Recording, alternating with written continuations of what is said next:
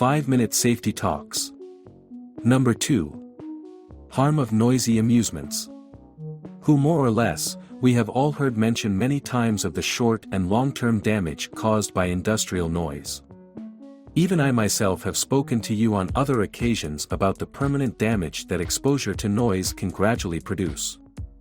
And if we analyzed each of our jobs and the tools and machinery with which we work in detail, we would see that in each case everything possible has been done to reduce noise to a minimum.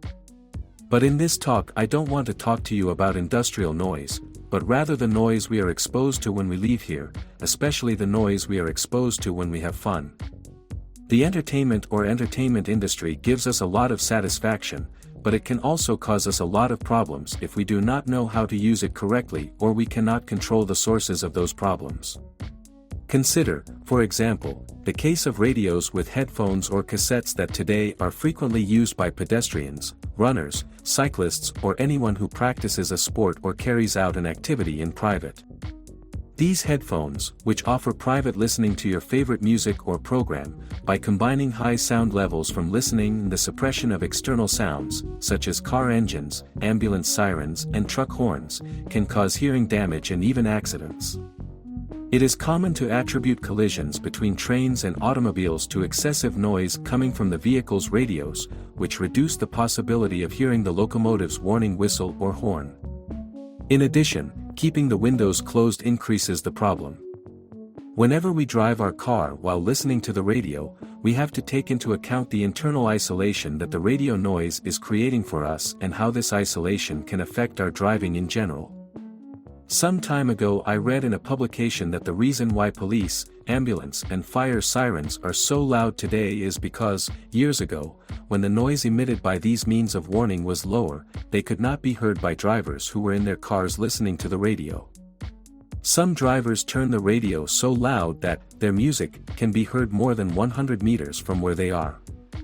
And if one is unfortunate enough to have to stop next to them at a traffic light, sometimes the noise is so loud that it is impossible to even have a conversation with the passenger. For some people, the entertainment value of a motorcycle seems to be enhanced by its noise. In addition to the annoyance it causes to pedestrians, noise can cause damage to your driver's hearing. Another form of acoustic frustration is produced by some radio, television and film screenings that have background music or cosmetic noises so loud that they dominate and drown out the actor's words.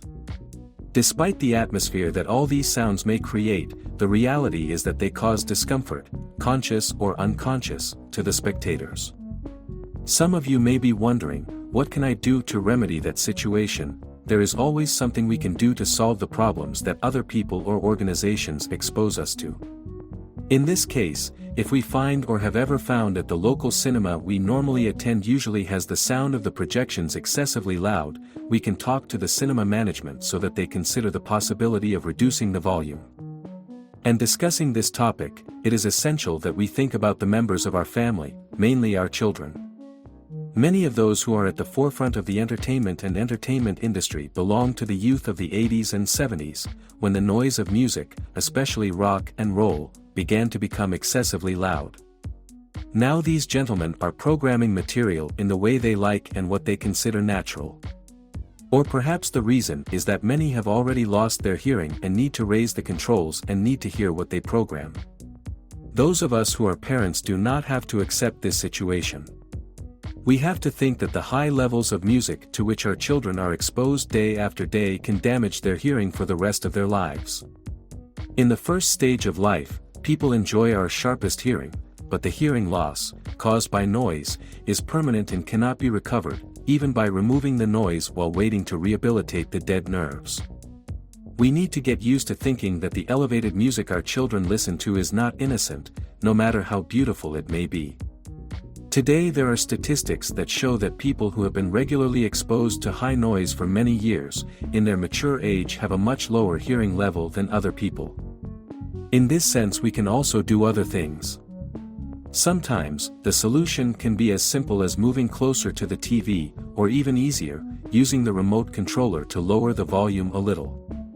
Apart from possible damage to hearing, noise or loud sound produces fatigue and, in the long run, a state of stress and discomfort. Currently, one of the most serious problems that many cities and urbanizations have is noise. Noise from sirens, service and emergency vehicles, noise from cars and motorcycles, noise from jackhammers breaking the asphalt, noise from work machinery at construction sites, and many other sources. I already know that in many cases we cannot avoid being exposed to noise, but in many other cases, yes. Today the topic of environmental conservation is a favorite topic in many media. But these media do not pay as much attention to the need to also consider a healthy and pleasant acoustic environment. As we have seen in this talk, each and every one of us can contribute with our grain of sand to create a more human, acoustic world around us.